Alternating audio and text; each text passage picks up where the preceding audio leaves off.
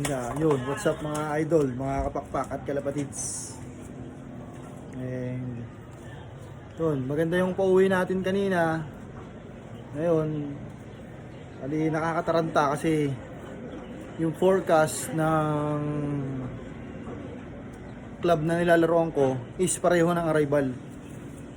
WPFC at saka BBC Rizal. Pareho sila ng arrival, pareho ng oras ng datingan. So ngayon, pareho tayong may entry doon. Halos hindi naman naglalayo yung mga release point. Malayo yung release point ng isa pero sabay sila ng datingan. Kaya yung ibon talagang halos sabay dadating. And siyempre yun, yung nag-aabang nga tayo kanina, bago pa tayo maupo ron sa duyan ko, biglang may sumulpot na isa kaagad. Nagulat ako, talagang pag-ikot niya, hindi ko akalain na akin yun kasi masyado pa maaga eh. Maaga pa, hindi akin yan. Yung pala yung paikot-ikot na yun, siya na pala yun. Yung ibong ko na pala na WPFC. Nag-chat yung kumpare ko na, pare meron ng isa dyan. May palkon, sabi niya ganun. Siguro yun, shoutout sa'yo paring Axel. Salamat sa timbre mo kanina na may palkon. Yun nga yung may palkon, yung mga ibong ko talagang takot sa palkon.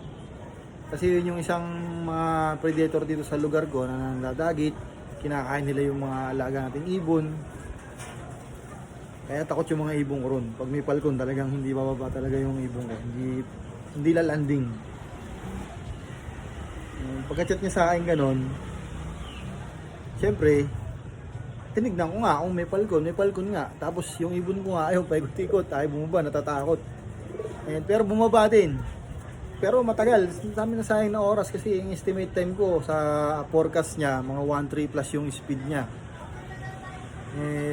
Naging 1.2 na lang yung speed niya. Sakto naman pagdating niya, sumulpot agad yung isa kong BBC naman. Pagtingin ko sa Sing-Sing, BBC ito. Hindi ito yung naka-enter sa area pooling. Hindi siya yung naka-enter sa area pooling. So hindi ko pinansin. Kasi hindi naman siya naka-enter sa area pooling. Dumating din agad yung naka-enter sa area pooling. Halos kasabay niya. Buti hindi na naman sa wire bumaba. Sa landing. Kasi may mga ibon sa labas. Nakalabas yung mga inakay ko nakalabas. Hindi ka nakalabas ng hindi ko alam. Tapos yun.